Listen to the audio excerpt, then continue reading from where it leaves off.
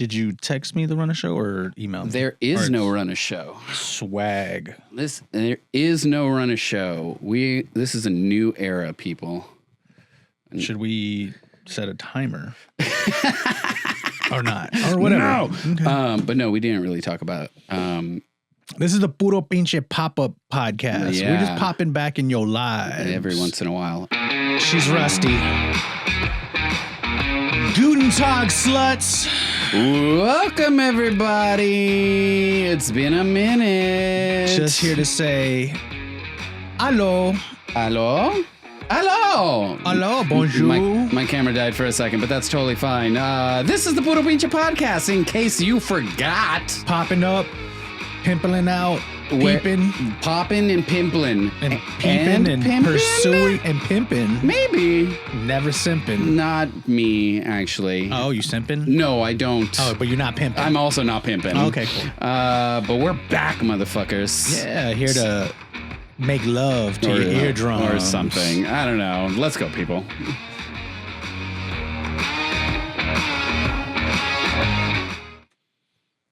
Glad to be here. Yeah. Greetings, folks. Been on a hiatus. Bit.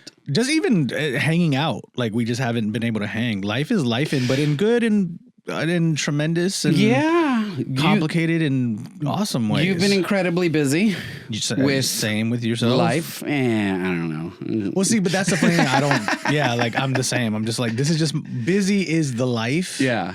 And so you just kind of always feel like, oh, like I haven't. But it's not until months later you're like, you called and we talked and it was like, so are we potting? Like, is this ever happening again? Yeah. And I was like, yeah, I think, right? Like, right? Yeah, for sure. Of course. We did that one episode like 6 months ago when we thought we were going to like actually come back and then nothing. Yeah. But now it is summer. It's hot. So you're not teaching, but you are. I am doing summer course this summer, which is lovely. Shout out to my 12 students. That's right. King. Yeah. Hope you're listening. You are or not enjoying your summer. Here's the real question, because this is how I know whether or not you're enjoying your summer or not. Have you gone to Hippie Hollow? We went once. See, we went so once, good. And let's just say there's a story. Oh, okay. Like for the pod? Or? Not for the pod. Heard. Got it. Let's say there's a story, but we did go. It was nice. But like summer is weird because I work. Technically, I work for 2 LGBTQ nonprofits. And Pride Month, fucking huge. sucks. Yeah, fucking sucks. I mean, it doesn't suck, right? Because it's Pride Month, but like. A bitch is tired. No, yeah, I mean, I think way too many events. It's reasonable. Yeah, 1,000%. Yeah, and so I'm just glad it's over. But we're back, and we talked a little bit about kind of changing things up a little bit, right? And one of the big things that we talked about was just shortening the episodes. Getting a little more loose. You're welcome, sluts. Loose from the hips. Because we usually talked about like 12 different things and went on for almost 2 hours or more sometimes. And so we're going to switch it up. We're going to bring you 1, maybe 2 topics per episode. Short form-ish. And each episode may feature a segment previously featured on the Puro Pinche podcast. And may just be us talking about shit, and we'll still have random guests every once in a while. Yeah. But why don't we just get into it? Let's try that again. You're into it now. That was I miss hearing those songs. But so for today's episode, I thought we could bring back a lovely topic that was a fan favorite called "One of Us Doesn't Know What We're Talking About." Okay. And it's only half true because I kind of, sort of. I saw it happen in real time. Yeah, it happened. It happened so fast. It did. So fast. Yeah. I went from knowing absolutely. Okay, so we're going to talk about the Spurs. Yes. We're going to talk about the Spurs and we're going to talk about the World Cup. It was really fascinating to watch. Like, people swept by the black and silver tidal wave. And that's exactly what I want to talk about. Because, like, I'm not a sports person. But you also for as long as you've lived here, you had never experienced that, right? No, because I moved here in 2017. Right. So it was right after the glory days. And so going into this season of football, just go with basketball. The balls. Because we had previously talked about it on the Puro Pinche podcast, I knew about Victor Wembanyama. Yeah, we did. I knew that he was some sort of, prodigy sent by God to bless San Antonio with all of his 7'4"ness. Yeah. And there was a lot of talk. I knew there was talk. I don't know what that talk was, but there was talk. But outside of Victor Wembanyama, I could not name a single player on the team. Now, who's your favorite? Or not name Wemby? It is 1,000% Castle. There you go. Yes, 1,000%. That as the kids say, that guy got Riz. Yeah. Very much so. And I love his like poker game face. Like it never changes. Yeah. He just, And so with that, I think I'd been to one Spurs game actually, back in the day. I don't know how we got tickets, but we went to go see the Spurs in like 2018 or something like that. But like you said, something happened because the Spurs made the playoffs, which was, so set the scene for those of us that don't know what was going on right up until the Spurs made the playoffs, because myself included and probably 3/4 of San Antonio were not paying attention before then. Right. So you moved here right as the sucking began. Yes. Let's not go that far back. No. But it's important. Set the scene for this season. Right. But so we've had Victor Wembanyama. Technically, this is his third full season. Really? Yes. It'd been that long? But see, that's also part of the thing, because his first year was his rookie year. He wins Rookie of the Year. His second year, he got injured midway and had to leave, as well as De'Aaron Fox. And so it's almost like his second year unofficially. Somehow, because time doesn't exist since the pandemic, I thought he just got drafted last year. No. Okay. But it's fair. Okay. So he's been with us unofficially, I would say 2 full year seasons, unofficially 3. Okay. During that time, we draft Stephon Castle, who wins Rookie of the Year last year. So this is his second year. So he just got, okay. Yeah. Dylan Harper drafted this year. Okay. Also brand new. Got it. A lot of new blood. He's a badger. He's a honey badger. He is. He's not afraid. He's not afraid. He will come at your ass. He is not afraid. And so going into this season, a lot of the sports writers, a lot of the basketball heads were looking at the Spurs, because the season before I think we had 32 wins. Okay. Which is not good. Oh, okay. 42 wins is like half. You want one half, lost half. Okay, so it's 82. 41, because it's an 82 game season. 82 game season. Okay. Yes. So if you go 41 and 41, it's like, okay, you're at a 50% win rate. 35, not great. Not great. And so in the prediction of the Spurs this season, a lot of people had them at the 8th seed, the 7th seed, 6th seed, maybe going into the playoffs, being in the play-in. Maybe they become a 42 to 45 win team. They won 62 games. Okay. Out of 82. Okay. Yeah. So, and they were number 2 only to the best team that won the title last year, that was also the Thunder. Yes. Who we beat. I know. 4 out of 5 times. Okay. In the season. Oh, okay, right. Okay.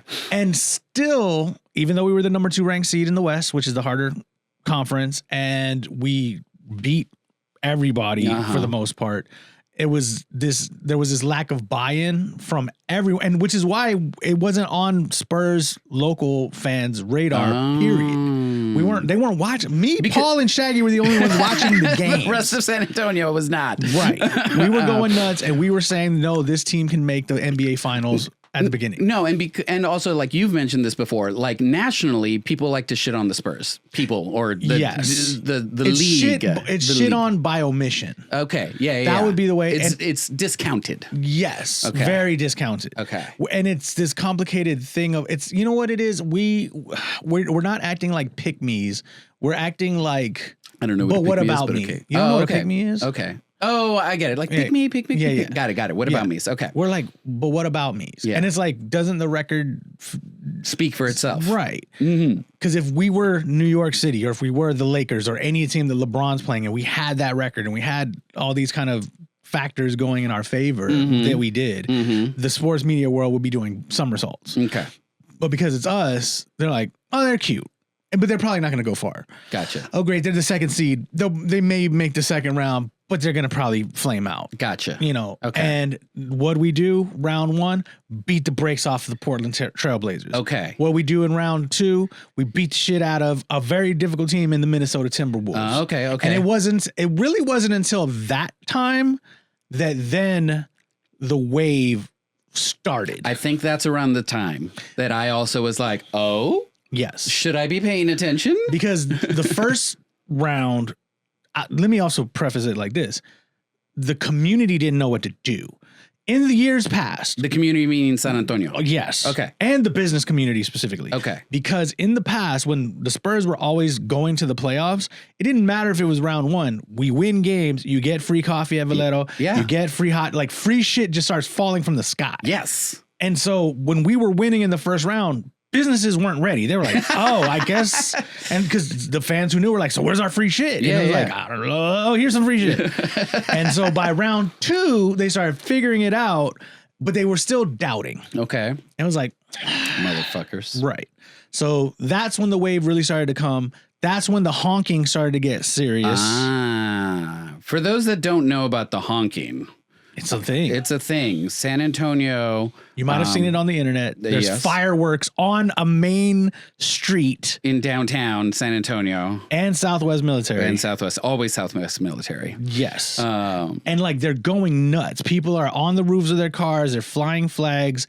Shirts are coming off. There's people selling shit. It's Mardi Gras. It's Mardi Gras. Yes, for San Antonio. It really is. Okay. After every win. Okay. I saw on Southwest Military because I live over there now. There was like a baseball team, like a youth baseball team selling water for like fundraising. They had fake tombstones made with like Portland, Minnesota. And I think this was when we were up against the Thunder. So they weren't on there yet. They had a real full casket on the side of Southwest Military. Because you know somebody's uncle owns a funeral home. And it was under like one of those like little picnic tarp things, whatever. And it's just like a full like it was a nice casket. I'm like, they just have this on the corner with like, and coming soon, the Thunder. And you're just, and like this was in the heat of the day on like a Thursday. And I'm like, wow. So it gets really amazing and incredible to see. So around that time, I think it stirred some emotions. It starts some emotions, and it started some motion because I think also around that time, around round 2, is when the Frost Tower starts lighting up. Decided to put a fucking 60-story foot Go Spurs Go on the side of their building. Yeah, and I was driving in the downtown overpass area when they were doing it. So it was like half up and I was like, oh, I guess we're in the playoffs. Yeah. You know, so I imagine that didn't happen at the start of the playoffs. No, it was probably. But that's what I mean. Like the culture started catching up to the community. Yeah. So then they beat round 1, round 2. They move on to round 3 where they are facing last year's NBA champions, the Thunder.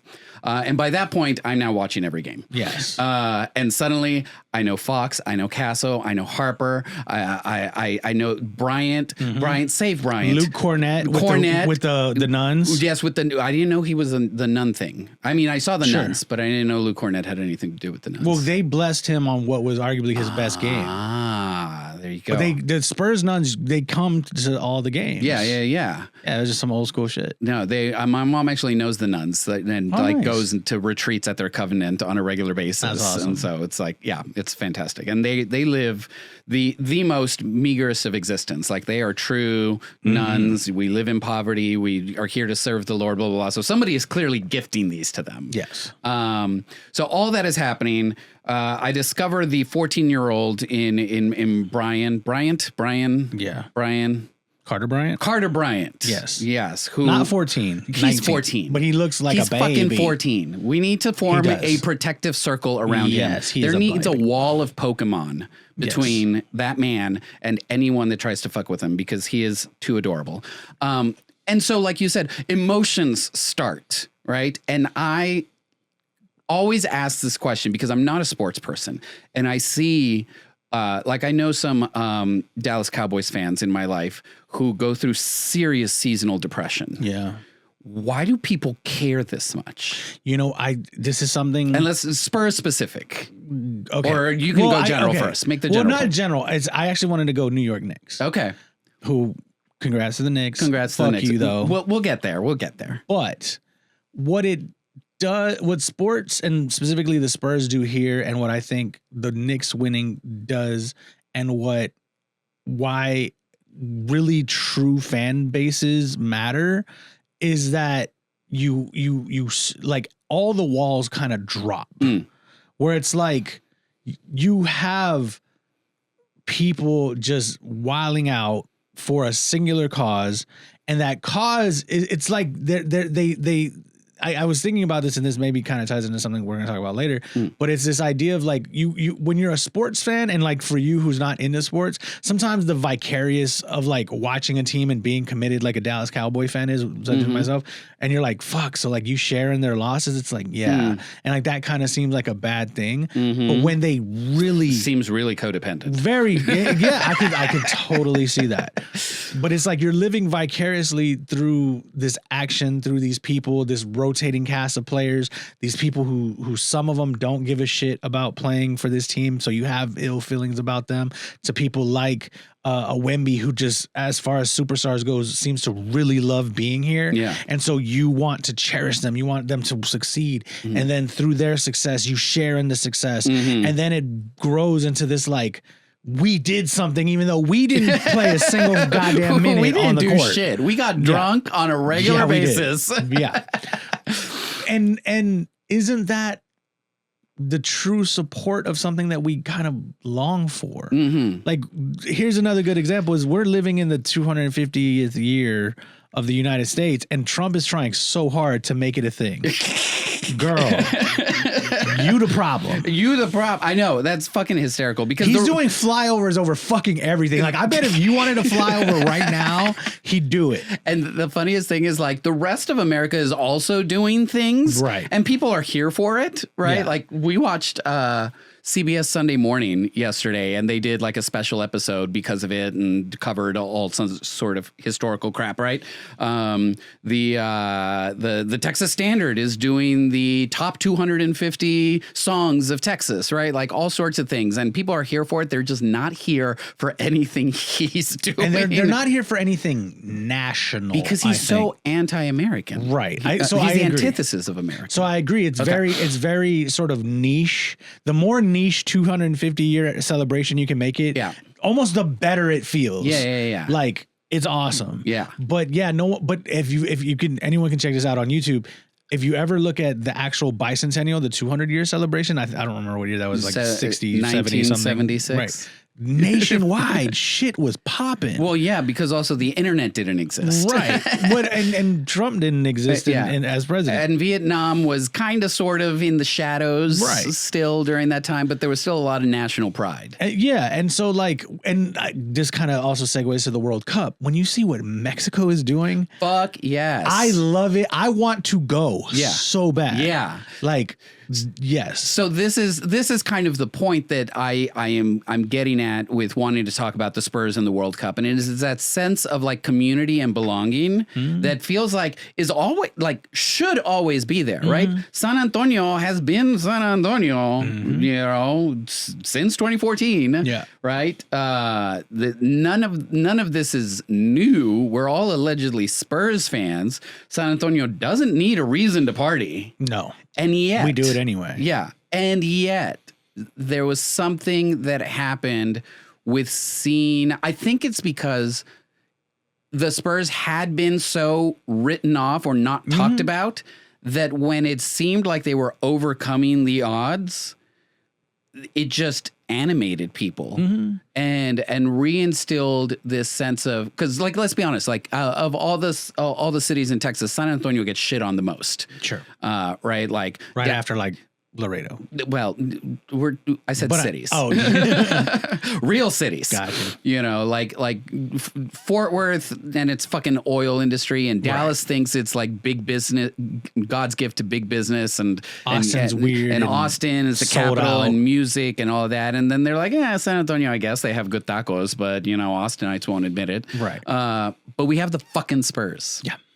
And so it felt like for the first time in a long time, there was something that you could publicly be proud of that people could not dog you for. Right. Right. Because again, the tacos, people are going to dog you and be like, fuck that. You can get better tacos in McAllen or whatever. Yeah. But they could not dog us for what the Spurs were accomplishing, especially in that third round of the playoffs. Oh, yeah. Against the Thunder. Yeah.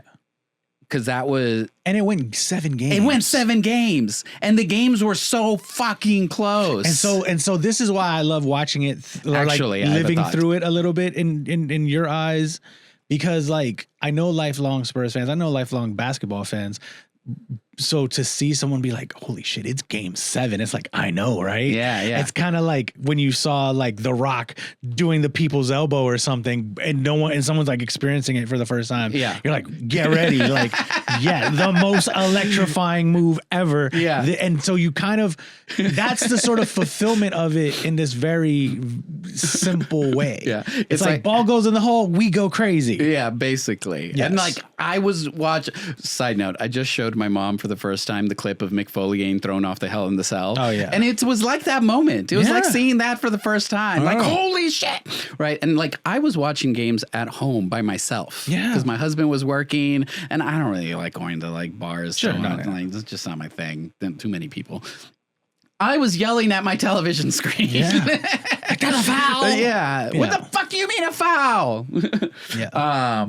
But the magical thing about the playoffs too, about the Thunder was not just that it was in 7 games. It was that every time that the Spurs won, it was a landslide. Yeah. And every time that the Thunder won, it was just Narrow by margin. this much. So it's like, fuck you, we are the better team. Yeah. And then the finals happened and, Knicks won. Yeah. You know, to be as... And I am glad. Oh, for sure. And that's... New York deserved it. It deserves the win. Yes. Though I still believe we had the better team. I don't know. I think we had. It's this case of they had the. What was it? It was like they wanted it more. Yes, they totally wanted it more. They wanted it well, and like I think like our team just thought. This is honestly, I think we'll go sports nerd for a hot second. All season, the Spurs had been really bulldozing other teams. And during the regular season and even during the playoffs, like when we were up against Portland and we would have a blowout, there were times Portland would just throw their hands up like, all right, they got us this time. Let's get them on the next game. Yeah. The Knicks did not do that in the finals. No. They did not care that they were down by 29 points. Yeah. They were coming and and it was death or dishonor. Yeah, yes. Like go. Exactly. And the Spurs weren't ready for that. They were ready to like, we broke your spirits. And it was like, no, you didn't. No, it's fucking New York. But I think that's why I argue that they had the better team, because also, like, to be honest, there were moments there in those finals where like the Spurs choked. Like there were obviously the pressure was getting to them, right? They were clearly. I'm saying better in terms of talent, not in terms of better in terms how they of like played. how they played. Okay. Yes. So yes. Sure. I mean, I have absolutely no information to debate you on that. So we'll go that. But yeah, I think they wanted it more. I think New York definitely deserved it. We made some 50 bonehead years moves that cost us games. They were dumb. Dumb. And they choked. And the kind of like saving grace through all of it is that we beat them once. Mm-hmm. That kind of like redeems it in my heart, where like the Knicks did not win. That's why we call it a gentleman's sweep. 16. Yeah. They were going to, but then they didn't. So shout out to the Knicks, shout out to Spurs. But it's lovely when gets you. And what it did to New York, Yeah. right? The watch parties in the streets. And like, I was in New York for game The Trump game? Game 4. No, it wasn't the okay. one they lost. It was the 29-point comeback. Damn. I was in New York for, And it was a vibe, wasn't it? It was, because like we went to go see a show, and then after the show, we just went into a random restaurant bar that was near the hotel because I was fucking hungry. And obviously it was packed. They had the game on. When we walked in, we were still up like 25 points or something like that, right? And yeah, like the vibe in there was not great. I think I was texting y'all being like, it is so silent in here. It is sour. And then as the comeback started happening, like people were losing their goddamn minds. Yeah. Their goddamn minds. And like at the end of it, the three of us that were there were like, just don't make any noise. Don't react. Don't make eye contact. Don't make eye contact. They will kill us. So, but that kind of like camaraderie, like strangers were kissing each other. Yes. Right. And now we're seeing that same thing on a larger scale with the World Cup.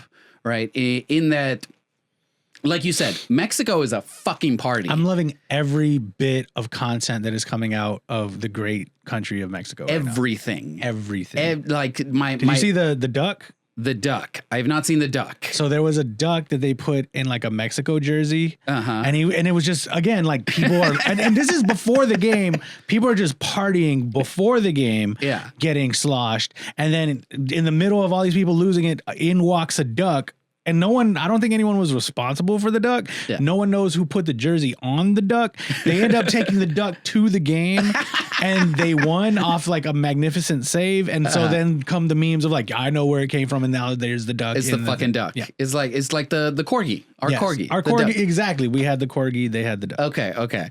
I love the way that like Mexico is also entirely embracing everyone that is coming to their country. Much. Right. Even they faced South Korea and leading up to that match, it was nothing but South Korean love from Mexicans. Right. It's like, you are us now. You're Mexican now. Yeah. Whether you like it or not. Right. A lot of that. And immediately after the match was over and we beat them, it still went back to, but we still love you. You're our brother. Right. And it's reciprocal. I just saw a reel yesterday.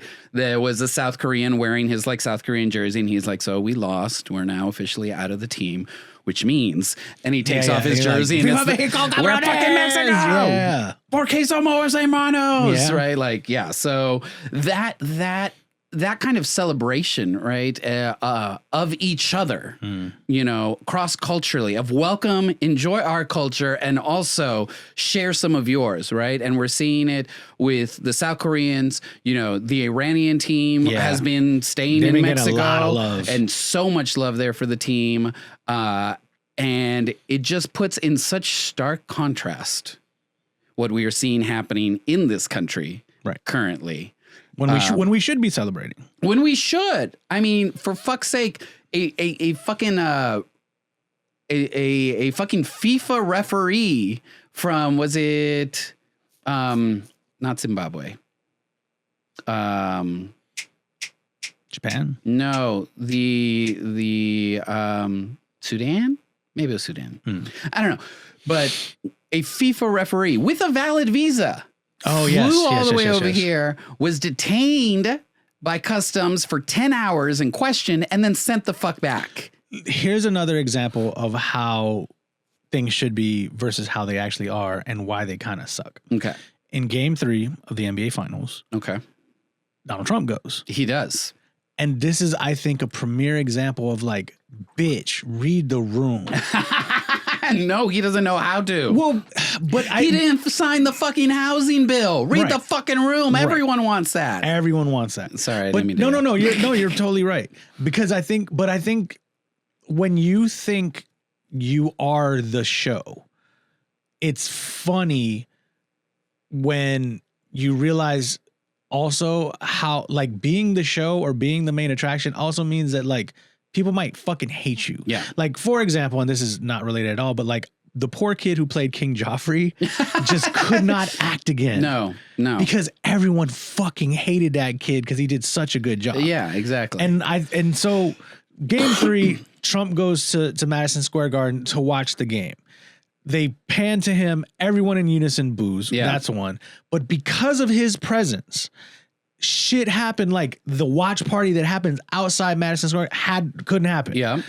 People had to arrive crazy early and be patted down and go through this whole bullshit. Yep. Victor Wembanyama had to like have his arms out and be patted down as if there was some random conspiracy where a genetically, freakish Frenchman who is 7'5", Muslim Frenchman, that's why. Studied his whole life in the game of basketball and just for this one moment on the one chance that the president of the United States would be at the game so he could assassinate. It's the long con. It's the longest of long cons.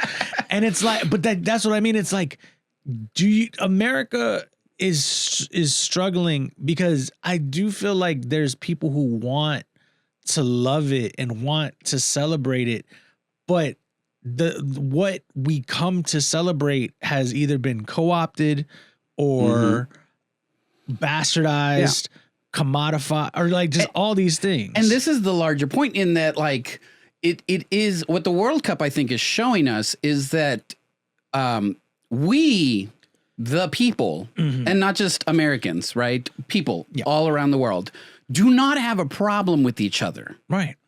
It's our world leaders and our political organizations that have problems with each other, that create problems with each other for their own benefits sometimes.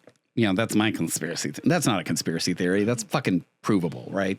And it becomes so much bigger. Like it is one of those things where, like, when many years ago, when I would travel outside of Texas, right? Bush was president and, Abbott was governor and not Abbott, el otro. Rick Perry was governor, right? I felt like I always had to defend myself and other Texans being like, we are not George Bush. Right. We are not, Rick Perry. Right. We are actually really nice to each other. Yeah. We have a lot that we love about each other and our neighbors and other cultures and blah, blah, blah, blah, blah, blah, blah, blah, right? And I think the World Cup is showing us that we are actually really fine with other cultures and celebrating each other and accepting people for where they're at. It's y'all that have the problem and y'all that are creating the problems. I did also want to note, quick tangent before we come back to the point that we're at. Do you know Danhausen? Yeah. Okay. Fucking hate him. Do you know what was going on with him and the Knicks? Yeah. Fuck. That's why I fucking hate him. Fuck Danhausen. Because he uncursed the Knicks and suddenly they won. Do you know what was his response when it came to Game 3? No. So they asked him, it's like, I thought you uncursed the Knicks. What happened? Why did they lose? And he's like, well, sometimes there are powers greater than mine. I have no control. You know, I can only do what I can. But, there are larger, looming, big entities that just overshadow with their darkness. Yeah. I like that. Pointing to Trump. Yeah.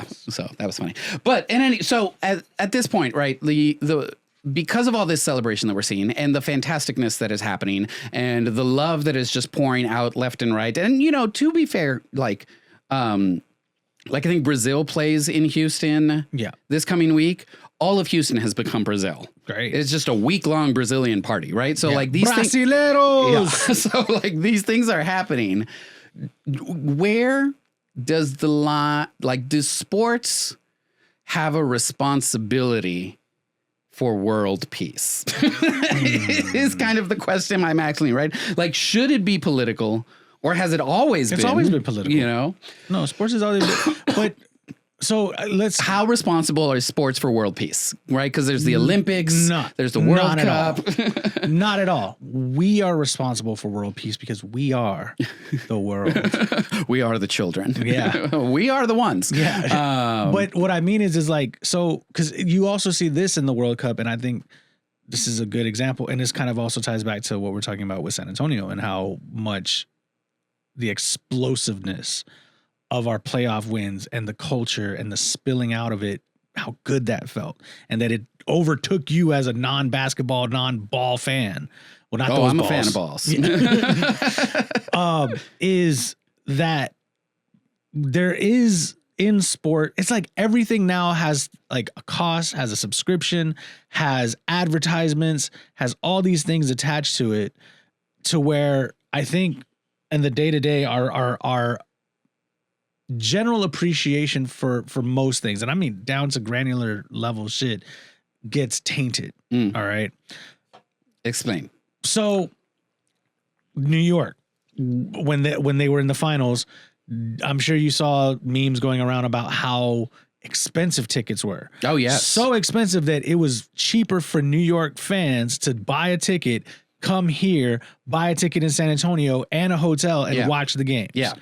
That's how expensive it was over there. Of which there were many that did that. And so, but this is the beautiful thing about sports, and I think Mexico is the premier example of this, is when, yes, the World Cup is hella expensive to watch, to be a part of, to see, to sit in those stands and watch your teams, you know, compete. But you can't, and there's like Modelo and Bud Light, advertise, Coca-Cola, like all this excessive commercialization and capitalism of it, right? That again, kind of, it leaves that sticky film. But you can't buy Mexico. And so no matter what, when it's almost more fun outside of the thing than the thing. Well, and that's what I was going to say. It doesn't have to be if you're in community. Yeah. If you decide to experience the World Cup at your local fucking bar down the street with, you know, 100 other random ass, you know, a lot of people, right? It's free. My house. It's a good time. You know, like it is bigger than the game itself. Yeah. It is bigger than the tournament You know what itself. we all learned in San Antonio and with the World Cup and in New York City? Outside is fun. That's what the fuck we learned. And when you're outside, you meet people. And when you're outside, that like truly outside.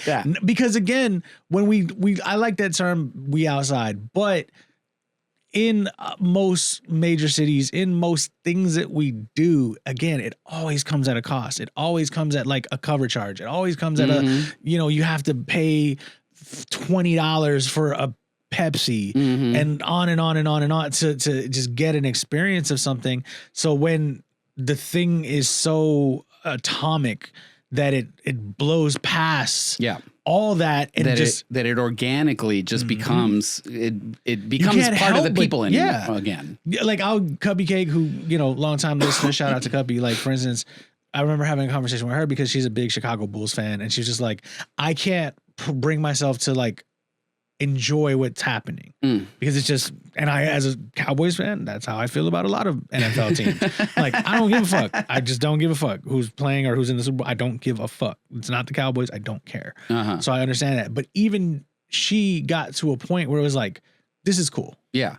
And I think that's what, again, we start to find when community happens organically, when outside happens organically, when you're like, I was doing shit like drinking beers downtown again, like, which I hadn't done in a long fucking time. Yeah. Like, and not even out, like sometimes even at bars that weren't downtown. I'm just walking down streets now, but no one's going to bother you because they know why you're outside and like, you're not being disruptive or destructive. And sometimes they did, but I think that's sort of the lesson is it's like joy is being commodified, commercialized, that it sucks. Yeah. So we have to come back to like real life fun and real life shenanigans, because that's what it was, man. Those wins were shenanigans. Like, holy shit, it was wild. And what is currently happening in Mexico is fucking wild. And that's what we lost as Americans, man. So here's to put a final point on it. Maybe, I don't know. A lot of Americans are discovering soccer for the first time. Yes. Because I think the U.S. has hosted the World Cup before, but it was in like the 90s. Something. Maybe. I don't know. We weren't ready for it. No. That's the point. And they're discovering soccer for the first time. And not only that, they're discovering that the best way to watch soccer is on Telemundo. Yeah. That's hilarious. But you're right. And then, you know, on a grander scale, the world is kind of seeing the way the fans and the teams and all of that are interacting, are coming together, are celebrating, etc. Does anything change when the World Cup is over?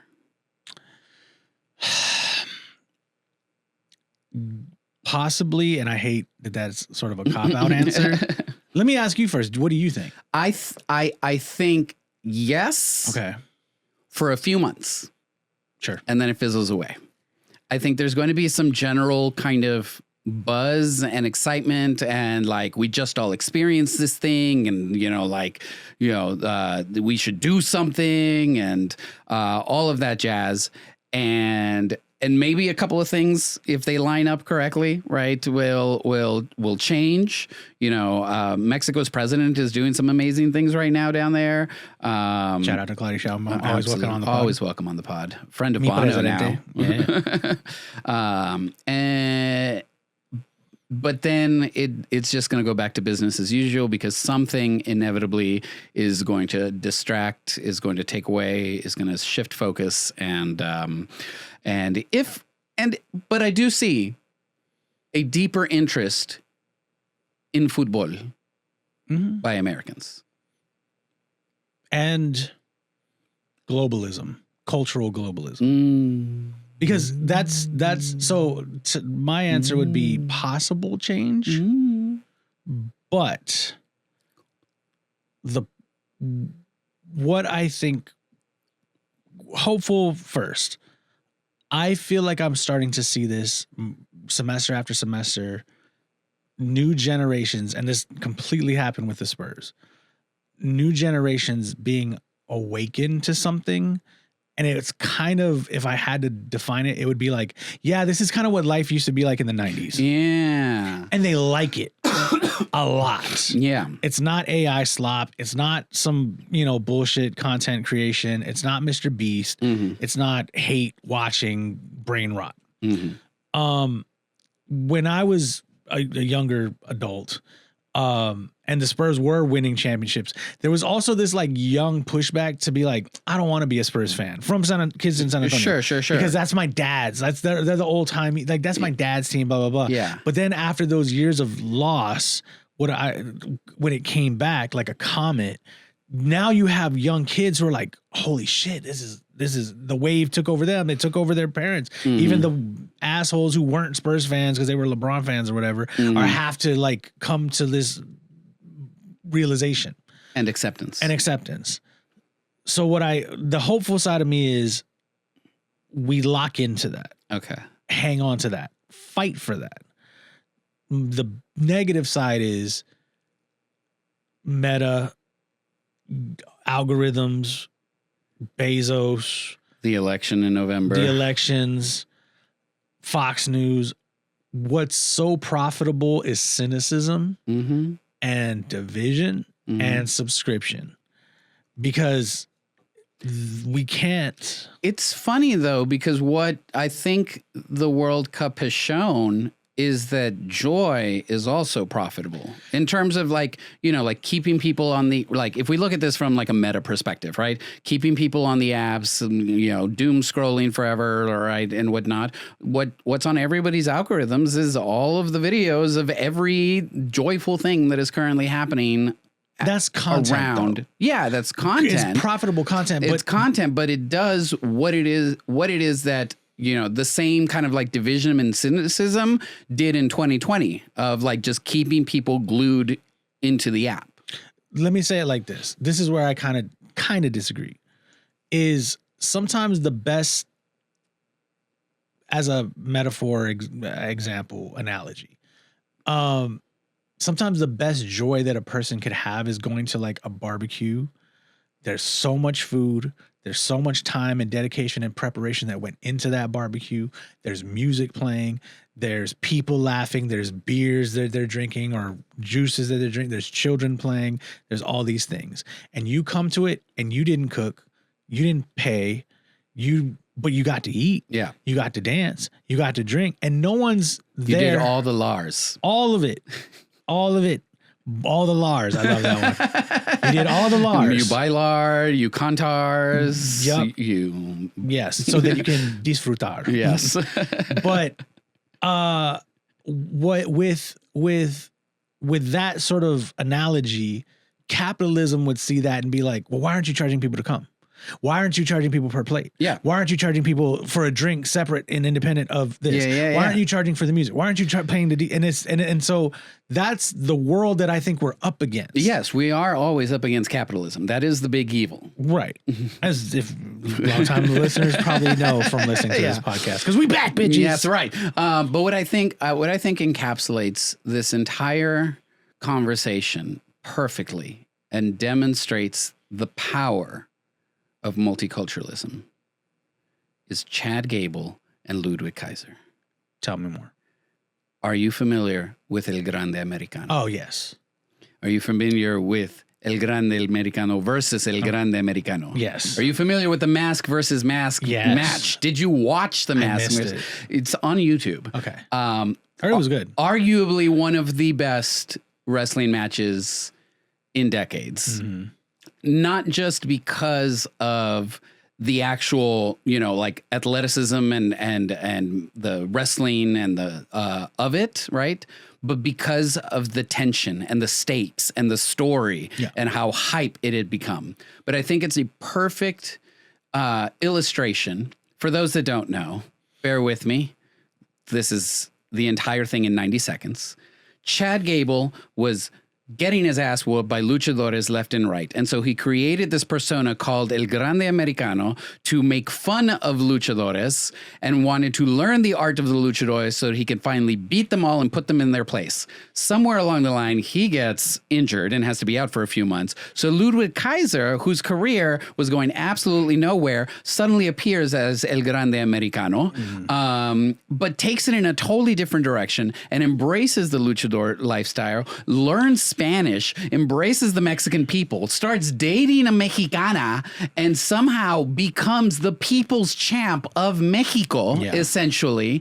And then Chad Gable comes back as El Grande Americano and is like, I'm the original. And so it starts this beef between them, and it ultimately ends up in this mask versus mask competition wherein the loser has to remove their masks. And if you don't know anything about lucha, the mask is sacred, right? Yes. A luchador's identity, like losing your mask is dishonorable, and you basically have like lost your entire career, right? Yes. If you have been demasked, right?